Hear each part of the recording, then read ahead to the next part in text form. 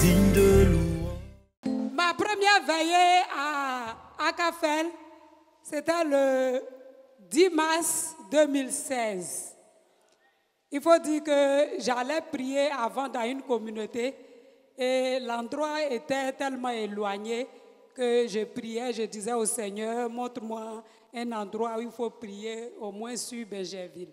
Un jour, de retour de mon travail, je vois la pancarte devant Saint-Augustin où il était écrit « Veillée de saison ». Et c'était le 10 mars 2016. Et ma fille avait passé déjà un concours et elle attendait les résultats le lendemain. C'est-à-dire la veillée était le vendredi et le lendemain, samedi, les résultats devaient sortir. Donc quand j'ai participé à la veillée, j'étais tellement joyeuse, je débordais de joie. J'ai chanté de Saint-Augustin jusqu'à la maison. Arrivé à la maison, je louais mon Dieu. Je priais, j'étais heureuse. Je ne savais pas d'où venait cette joie-là. Quelques minutes après, ma fille m'appelle, maman, le concours que j'avais passé n'a pas marché. J'ai continué à louer mon Dieu dans ma joie. Et je lui ai dit, ça a marché. Elle me dit, maman, j'ai dit, ça n'a pas marché 3 fois. J'ai dit, ma fille, ça a marché. Elle a raccroché, j'ai continué dans ma joie. J'ai dit, j'avais une joie immense. J'ai continué.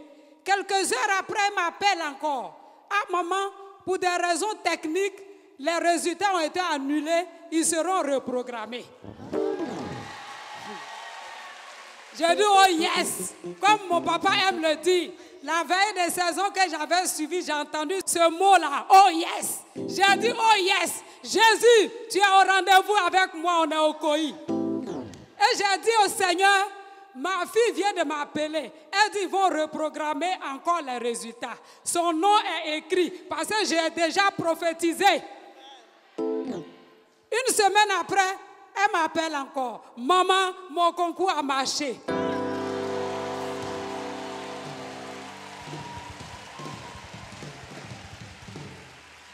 Et après cela, les affectations sont sorties 1 an après. Après les 1 an, voilà que pour la prise de service, il y a un blocage. J'ai vu maman, j'ai vu mon père. Ils m'ont dit ce qu'il fallait faire, les directives. J'ai prié, prié, prié, suivi leurs directives, obéi à tout ce qu'ils avaient dit. Et on était en attente. Un jour, on l'appelle pour lui dire, viens à telle heure. Elle s'en va, on allait même ensemble. On arrive là-bas, le directeur nous dit, ah, le ministère où on l'a envoyé, c'est un bon ministère, mais pour l'instant, il n'y a pas de place, il faut qu'elle patiente. La secrétaire dit, mais qui t'a envoyé ici? Elle dit, mais j'ai passé mon concours, c'est Dieu qui m'a envoyé ici. Donc quand je suis sortie de là, j'ai compris que ce ministère-là, ce n'est pas tout le monde qui rentre là-bas. Mais Dieu a emmené ma fille là-bas. Le concours même a marché, 5 francs, on n'a pas payé. Et quand elle est allée là-bas, ils se sont assis dessus. Le même monsieur qui s'est assis dessus, je suis revenue, j'ai vu maman, j'ai vu papa, j'ai dit, ah, voilà encore. Ils m'ont donné encore des directives. Comme papa aime bien le dire, quand tu as une situation, lève-toi, lève-toi. Ce jour-là, je me suis levée, j'ai prié de minuit jusqu'à 4 heures du matin. J'étais trempée.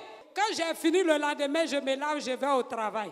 Une semaine après, le même patron qui a dit qu'il n'y avait pas de place l'a appelé. Le même patron l'appelle, elle s'en va, il lui dit toutes mes